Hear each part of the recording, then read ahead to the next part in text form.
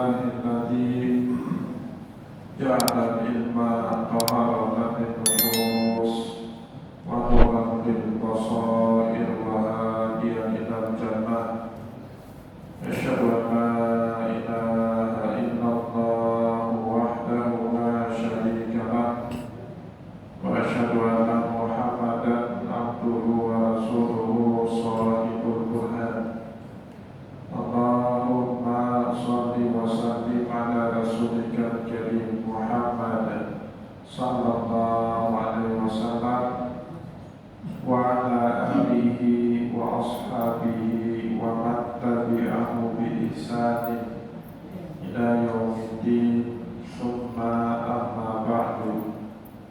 Puji dan syukur senantiasa dan tidak pernah bosan-bosannya kita panjatkan kehadiran Sang Maha Pencipta Allah Subhanahu wa Ta'ala, yang mana dengan limpahan karunia-Nya, rahmat-Nya, hidayah-Nya, serta anugerah-Nya kepada kita semua, kita kembali masih diberi kesempatan, kesehatan, dan usia panjang oleh Allah untuk sama-sama dan senantiasa mengabdikan diri kita di jalan-Nya dengan menjalankan segala perintah-Nya dan menjauhi semua larangan-Nya. Salawat diiringi salam juga tidak pernah lupa pula kita haturkan kepada junjungan alam Nabi besar Muhammad sallallahu alaihi wasallam, di mana beliau telah bersabda dalam sebuah hadis, "Man salaka tariqan yaltamisu fihi ilman sahalallahu lahu bihi tariqan ilal jannah." Barang siapa yang meniti satu jalan untuk menuntut ilmu agama Allah, niscaya Allah Subhanahu wa Ta'ala mudahkan baginya jalan menuju ke surga-Nya Allah. Bapak Ibu kaum muslimin dan muslimat jamaah pengajian yang dimuliakan oleh Allah, mari pada kesempatan subuh yang penuh dengan keberkahan ini, sambil kembali kita niat iktikaf di rumah Allah, mari sama-sama kita kembali melanjutkan pengajian muqaddimah kita dengan pengarang Imam Ibnu Khaldun rahimahullahu ta'ala anhu. Dan terakhir, pada pertemuan kita sebelum bulan suci Ramadan, kita sudah diterangkan oleh Imam Ibnu Khaldun bedanya antara sihir dengan mukjizat dan juga karamahnya para wali. Jadi terletak perbedaan yang jelas antara sihir sebagai ilmu yang dilarang atau karamahnya para wali dengan mukjizat. Dan dari sekian banyak mukjizat yang pernah Allah Subhanahu wa Ta'ala beri kepada para wali-walinya Allah, yang paling agung, yang paling mulia di antara mukjizat-mukjizat tersebut adalah Al-Qur'anul Karim. Wa idza taqarrara dzalika fa'lam. Jika kita sudah mengetahui bedanya sihir dengan karamah dan mukjizat, maka semenjak itulah kita jadi mengetahui anna a'dhamal mu'jizati wa asyrafiha wa awdahiha dalalatan Al-Qur'anul Karim. Maka mukjizat yang paling agung, yang paling mulia, yang paling jelas adalah Al-Qur'an itu sendiri, yang diturunkan kepada Nabi akhir zaman, Nabi kita Muhammad sallallahu alaihi wasallam. Maka selanjutnya Imam Ibnu Khaldun juga menjelaskan kepada kita, wal Qur'anu huwa bi nafsihi al-wahyu mudda'i. Selain Al-Qur'an itu sebagai mukjizatnya Nabi, tapi hakikatnya, pada sesungguhnya hakikat daripada Al-Qur'an itu sendiri merupakan wahyu yang diturunkan oleh Allah untuk mengajak umat manusia ke jalan yang benar dan meninggalkan segala macam perbuatan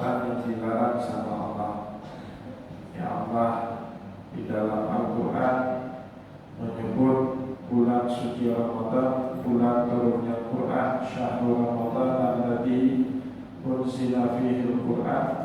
Kemudian Allah menyebut dua fungsi utama dari Al-Quran, hudan linnasi wa bayyinatin minal huda wal furqan, menjadi petunjuk bagi manusia. Yang kedua, wa bayyinatin minal huda, dan keterangan daripada petunjuk itu sendiri. Maknanya Al-Quran itu selain dia memberikan petunjuk, maka juga petunjuk teknis untuk petunjuk itu sendiri bisa kita temukan juga di dalam Al-Quran. Maka tidak ada satupun masalah kehidupan manusia kecuali yang kita dapatkan solusinya di dalam Al-Quran.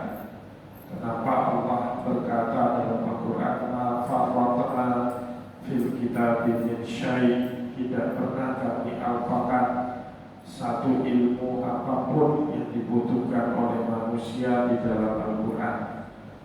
Maka jadi Bapak Ibu, Al-Quran itu kitab yang sendirinya lengkap, kitab yang setelah kita menguasainya, kita sebenarnya tidak butuh kepada petunjuk-petunjuk yang lain di luar daripada Al-Quran. Fahuwa amtaru dalalatan diittihadi dalil wal madlul fihi. Al-Quran juga menjadi dalil yang paling terang benderang diittihadi dalil wal madlul fihi, karena di dalam Al-Quran antara dalil petunjuk wal madlul fihi yang ditujuki sama-sama jelas. Jadi Al-Quran Bapak Ibu, dia dalil sekaligus dia juga menceritakan kepada kita tentang dirinya, siapa-siapa saja yang akan ditujuki dalil tersebut oleh Allah di dalam Al-Quran. Maka ada ayat-ayat kadang-kadang berlakunya Bapak Ibu umum kepada seluruh umat manusia, tetapi ada ayat-ayat tertentu keberlakuannya khusus kepada orang-orang beriman. Berarti Allah tidak menjadikan ayat-ayat tersebut petunjuk untuk segenap umat manusia. Ingat, Al-Quran itu menjadi hudan linnas satu sisi, tetapi di sisi yang lain lebih khusus lagi menjadi hudan lil muttaqin. Di awal surat Al-Baqarah kita diperkenalkan oleh Allah Al-Quran itu sebagai hudan lil muttaqin. Dzalikal kitabul la raiba fihi hudan lil muttaqin. Nah, berarti ada ayat-ayat tertentu Bapak Ibu, walaupun kita membacakan ayat-ayat tersebut kepada siapapun manusia, nggak akan dapat petunjuk, karena petunjuk dalam alam ayat tersebut hanya dikhususkan oleh Allah kepada orang-orang yang bertakwa. Tetapi juga di dalam yang lain, pada ayat-ayat yang lain, ada ayat-ayat yang lain itu petunjuknya umum untuk segenap umat manusia. Contohnya, ketika Allah Subhanahu wa Ta'ala menghimbau kita manusia untuk makan yang baik-baik secara fungsi dan yang halal secara hukum, yang disapa sama Allah melalui ayat tersebut seluruh umat manusia. Ya ayuhan nas, kulu mimma fil ardi halalan thayyiban. Wahai segenap umat manusia, makanlah apa yang telah Allah Subhanahu wa Ta'ala siapkan darimu di muka bumi ini, makanan yang halal secara hukum dan baik secara fungsi. Kenapa demikian? Yang namanya butuh makanan itu Bapak Ibu bukan hanya orang beriman, orang kafir pun tidak bisa hidup tanpa mengkonsumsi makan dan minum. Maka kebutuhan akan makan yang halal secara hukum, baik secara fungsi, itu kebutuhan sejati, kebutuhan hakiki dari seluruh umat manusia. Nah, jadi Allah madlulnya dijelaskan siapa ini yang akan mendapatkan petunjuk melalui ayat, yaitu segenap umat manusia. Maka oleh sebab itu ayat tadi menyasar seluruh umat manusia. Maka diawali ayat tadi dengan ya ayyuhan nas kulu mimma fil ardi halalan thayyiban. Tapi ketika Allah Subhanahu wa taala memerintahkan kita misalnya untuk menjalankan ibadah puasa, maklul fi'nya itu bukan seluruh umat manusia, tetapi hanya orang-orang beriman saja. Ya ayyuhalladzina amanu, wahai orang-orang yang beriman. Maka ayat surat Al-Baqarah 183 itu menjadi dalil bagi orang-orang beriman untuk berpuasa di bulan suci Ramadan. Kutiba alaikumus shiyam kama kutiba alal ladzina min qablikum la'allakum tattaqun. Jadi orang-orang yang tidak beriman, orang-orang kafir, karena mereka tidak ditegur sama Allah di dalam ayat tadi, merasa tidak penting puasa di bulan suci Ramadan. Surat Al-Baqarah ayat 183 tidak bisa dijadikan dalil bagi mereka untuk berpuasa di bulan suci Ramadan. Itu salah satu karakter daripada Al-Quran. Dia menjadi dalil sekaligus menunjukkan al-madlul fihnya, siapa yang menjadi objek dari dalil Allah Subhanahu wa taala pada masing-masing ayat tersebut, ya. Allah paling banyak, Bapak Ibu, kalau kita bongkar isi Al-Quran, 60% lebih cerita dalam Al-Quran itu tentang qasasul anbiya, cerita-cerita para nabi terdahulu, 60%. Tujuannya apa? Kan kita bertanya. Jadi kalau kita mau menceritakan tentang kesabaran kepada anak kita, kita bisa nukil ceritanya Yusuf. Atau ada orang yang sedang diuji sama Allah dengan penyakit, kita mau menghibur teman kita yang sedang sakit, lama terbaring di tempat tidur, kita kutip ayat yang bercerita tentang Nabiullah Ayub.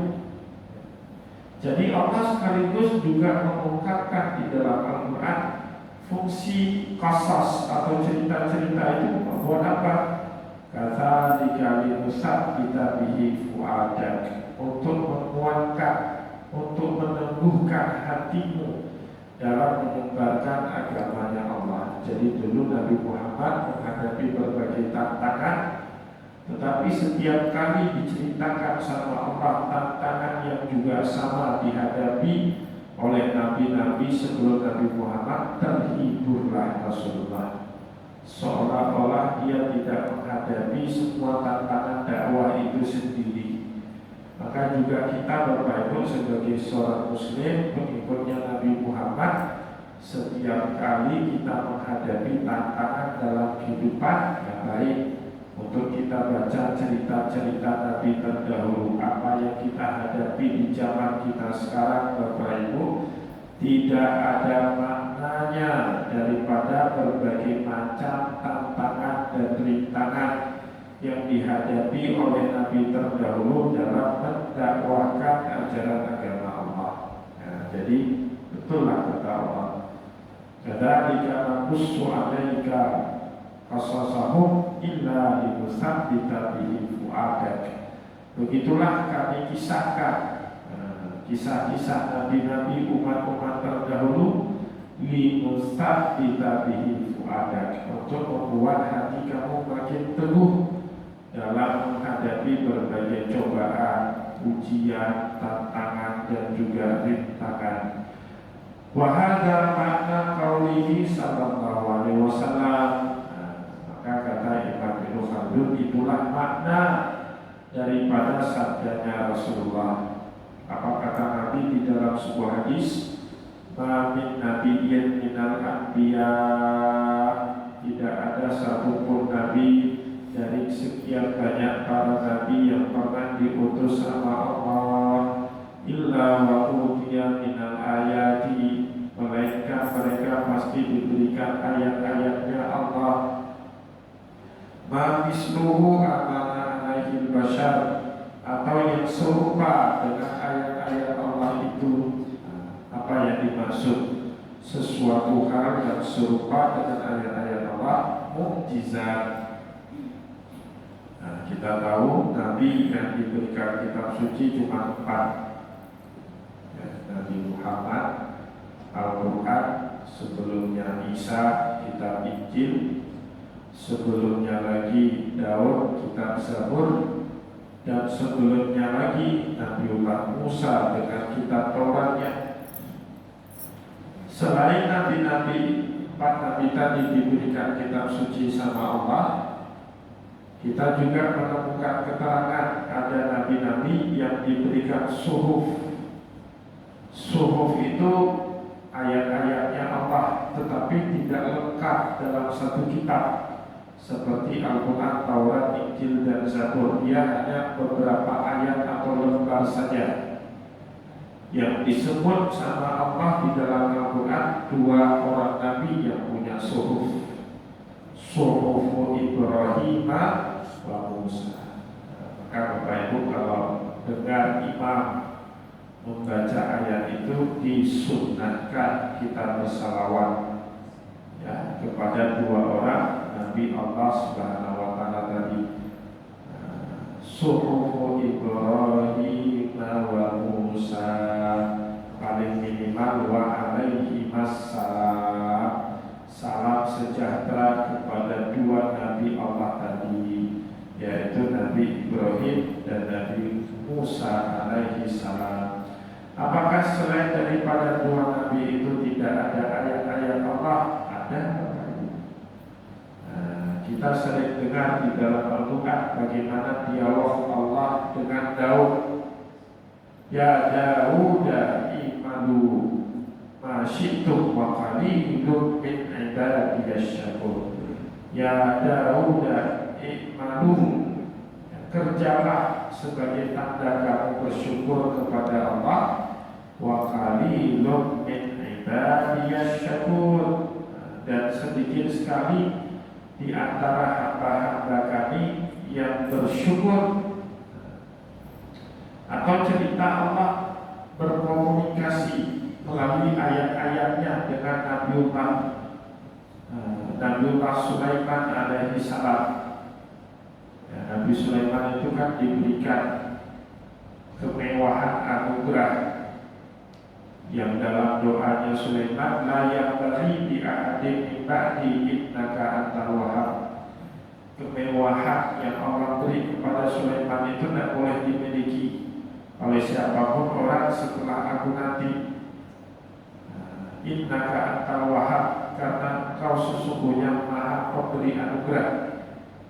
Jadi Bapak Ibu diberikan banyak sekali karunia Nabiullah Sulaiman. Di akhir itu Allah perintahkan Nabiullah Sulaiman, hadza ata'una fa'nun aw amsik bi ghairi hisab. Sulaiman, inilah pemberian kami kepada dirimu. Fa'nun, silakan bagi apa yang telah Allah beri itu kepada orang lain. Aw amsik, atau tahan, jangan dikasih kepada orang lain, hanya untuk kamu saja. Sulaiman alaihissalam memilih yang kedua, amsik, dia tahan ilmu itu, tidak diajarkannya kepada siapapun orang setelah Nabiullah Sulaiman alaihissalam. Itu juga ayat-ayatnya Allah. Nabiullah Ayub alaihissalam berkomunikasi itu dengan Allah. Wa ayyuba innada rabbahu, ingatlah kalian ketika Ayub berdoa kepada Tuhannya, anni massanya syaitanu binusbin wa adab, saya ditimpa sakit oleh karena syaitan yang membuat saya letih dan seperti terkena azab. Allah kemudian berkata kepada Nabiullah Ayub alaihi salam, hada mughtasalun baridun wa syarab, ada satu kolamnya di musim dingin airnya dingin sudah pasti, di musim panas pun dinginnya seperti di air di musim dingin. Nah, kolamnya siapa? Kolamnya Nabiullah Ayub. Allah meminta Nabi Ayub sering rendam badannya yang berpenyakitan di kolam itu. Hada mughtasilun baridun wa syarab. Kamu mandi di sini, kalau istilah orang Jawa, diruat. Sakit Nabi Ayub itu kan sakit yang tidak diketahui obatnya sama dunia medis di zaman itu. Aneh penyakitnya, tidak ada satupun tabib yang bisa menyembuhkannya. Maka berdialog dengan Nabiullah Ayub alaihissalam. Dialognya Allah itu menjadi ayatnya Allah juga kepada para nabi-nabi tersebut, meskipun nabi-nabi itu tidak memiliki kitab dan juga tidak memiliki suhuf seperti Ibrahim atau Nabi Muhammad, Isa, Musa ataupun Nabiullah Daud alaihi salam. Maka Rasulullah SAW berkata, setiap nabi-nabi Allah itu pasti pernah diberikan ayat-ayatnya Allah, ma misluhu amana alaihi bashar, atau yang serupa dengan ayat-ayat itu, maka dengan ayat-ayat itulah amana alaihi bashar, umat manusia beriman kepada nabi-nabi itu. Bapak Ibu, banyak sekali orang yang masuk Islam ketika melihat kemewahan yang Allah beri kepada Nabiullah Sulaiman, tertarik. Banyak juga orang masuk Islam ketika tahu Yusuf atau Ayub yang terkena penyakit yang tidak diketahui obatnya tiba-tiba sembuh dengan sendirinya. Banyak orang masuk Islam. Nah, maka tidak ada satupun nabi kecuali pasti mereka ditopang oleh yang namanya mukjizat. Tujuannya apa? Untuk menguatkan mereka dalam menghadapi segala tantangan dakwah. Nah, baru kemudian Rasulullah menceritakan tentang dirinya, wa inna maka alladzi utituhu wahyan uhiya ilayya, dan yang telah Allah Subhanahu wa taala beri kepada diriku adalah wahyu uhiya ilayya, yang telah diwahyukan kepada diriku, yaitu Al-Quran. Maka Nabi Muhammad berharap dengan mukjizat Al-Quran yang tidak akan pernah habis misterinya, makin dipelajari, makin banyak kita mendapatkan ilmu baru. Nah, Rasulullah berharap, fa'ana arju an akuna aktsarahum tabi'an yaumal qiyamati. Aku berharap kelak di hari kiamat menjadi nabi yang paling banyak pengikutnya. Nah, itu salah satu cita-citanya Rasul, harapannya Nabi Muhammad sallallahu alaihi wasallam. Begitu juga bisa kita temukan redaksi yang hampir sama di dalam hadis yang lain. Nabi meminta umatnya itu untuk senang menikahi, terutama perempuan yang punya kasih sayang besar kepada suaminya, lagi dirinya subur. Tanakahu al-wadud al-maulud, kata Rasulullah, nikahilah perempuan yang subur, yang juga punya banyak kasih sayangnya, tidak cepat marah, perempuan yang mudah memaafkan kesalahan suaminya. Apa tujuan Nabi meminta kita menikahi perempuan seperti itu? Fa inni ubahi bikum aktsarul anbiya umaman yaumal qiyamah. Saya kelak akan sangat bangga kalau punya banyak umat di hari kiamat. Jadi Nabi kita itu senang, Bapak Ibu, kalau di hari kiamat beliau punya banyak pengikut, punya banyak umat. Begitu juga untuk itu Rasulullah SAW ditopang dengan mukjizat terbaik, mukjizat yang tidak akan pernah berhenti. Kalau kita terus pelajari, pasti akan menemukan ilmu-ilmu baru dari mukjizatnya Al-Quran. Ada satu cerita di tahun 96 Bapak Ibu. Salah seorang ulama Mesir, nama beliau Syekh Mutawalli Sya'rawi, punya sakit jantung, operasi. Dirujuk beliau untuk dioperasi sakit jantungnya ke rumah sakit di Jerman, karena Jerman itu terkenal sebagai salah satu negara dengan keunggulan medisnya dibandingkan negara-negara Eropa yang lain. Nah, pada saat beliau mau dibedah jantungnya, dioperasi bypass, di rumah sakit itu lahir 2 orang bayi, satu laki-laki, satu perempuan. Oleh pihak rumah sakit dibuatlah skenario, ditukar. Biasanya bayi itu baru lahir, dia nggak langsung dikasih kepada orang tuanya, tapi ditaruh di ruang inkubasi. Dan di situ ada ratusan atau bahkan ribuan bayi. Oleh dokter rumah sakit itu ditukar. Ibu yang lahir bayi laki-laki diberikan bayi perempuan, sedangkan ibu yang melahirkan bayi perempuan diberikan laki-laki, ditukar. Bapak Ibu yang dimuliakan oleh Allah, masing-masing ibu itu mereka seingat mereka yang mereka lahirkan bayi laki-laki, bukan bayi perempuan. Terjadilah rebutan bayi laki-laki. Nah, kalau harus dibuktikan dengan tes DNA, panjangan, bahkan bisa jadi menyakiti anak bayi yang baru lahir itu. Harus dicolok badannya dengan jarum.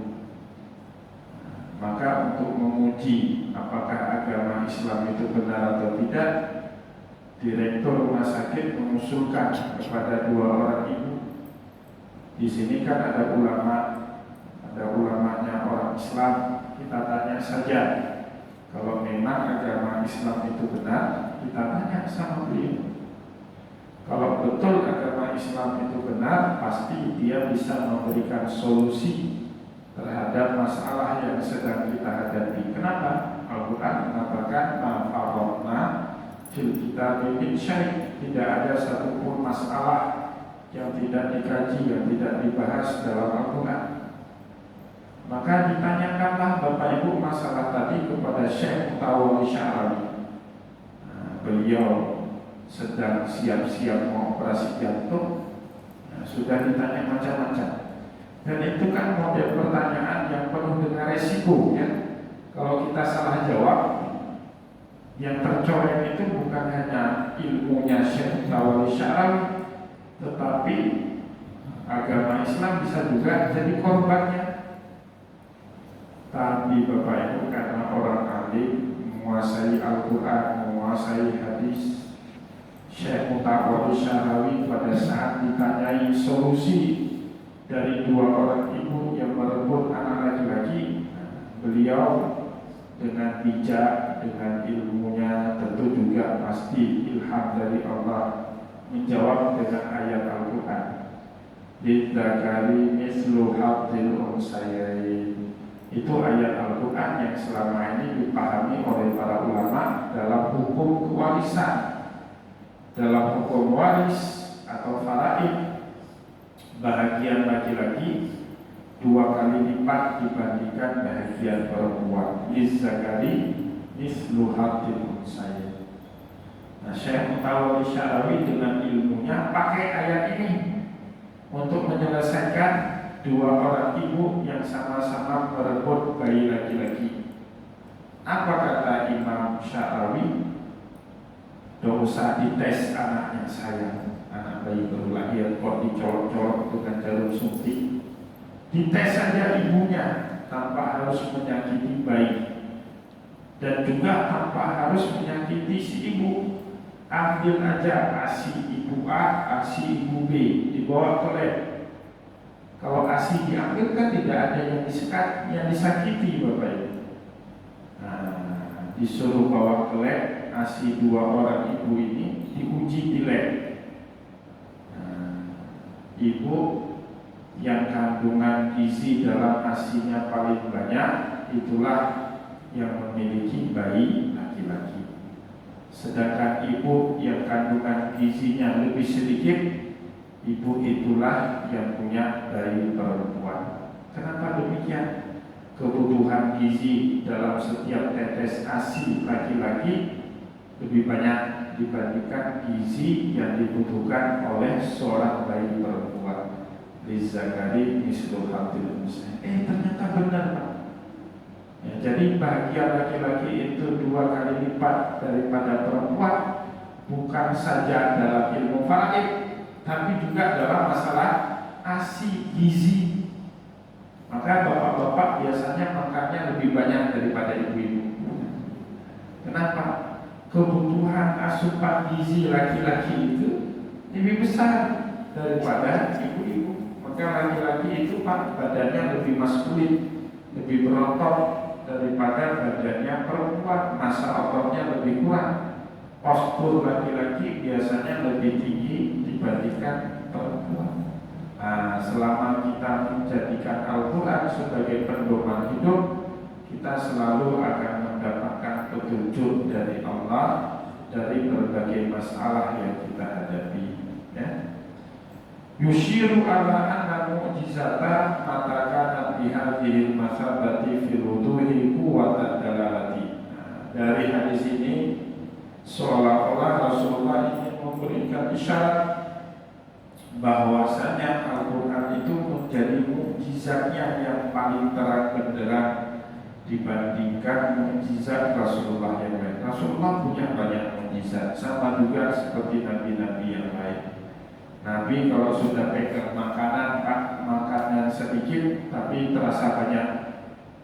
Nah, banyak cerita-cerita itu di dalam kitab hadis. Abu Hurairah pernah disuguhkan minuman 1 ceret susu, tapi cukup untuk sekitar 60-an orang. Nah, itu mukjizat bagi Rasulullah sallallahu alaihi wasallam. Wa min ajlihi syaqal qamar.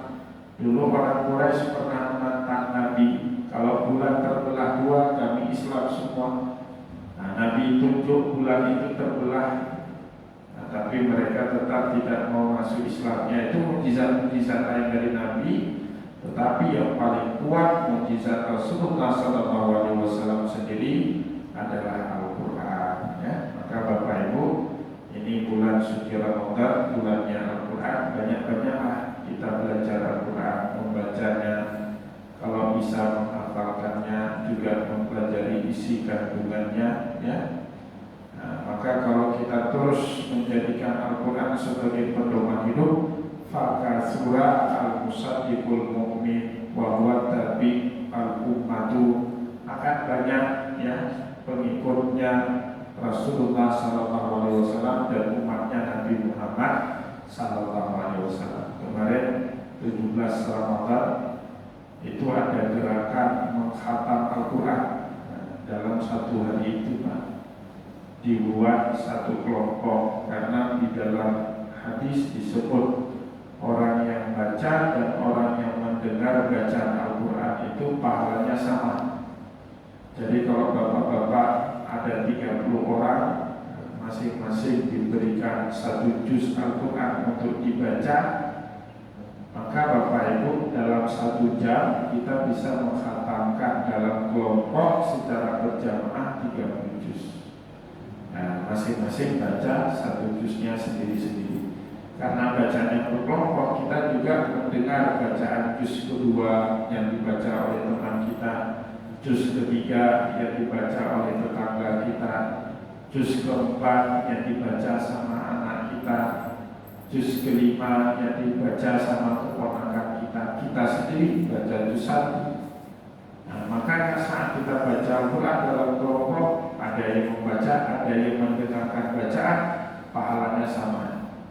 Maka dia bisa mengkhatamkan Al-Quran dalam 1 hari sebanyak 30 juz secara berjamaah. Ya, moga-moga kita Bapak Ibu di bulan suci Ramadan ini minimal 1 kali kita khatamkan bacaan Al-Quran mengikuti sunnahnya Rasulullah SAW. Semoga apa yang telah sampaikan pada kesempatan subuh ini bermanfaat kepada kita semua. InsyaAllah akan kita lanjut kembali pengajian kita pada pertemuan yang akan datang. Saya mohon maaf jika ada yang tidak berkenan.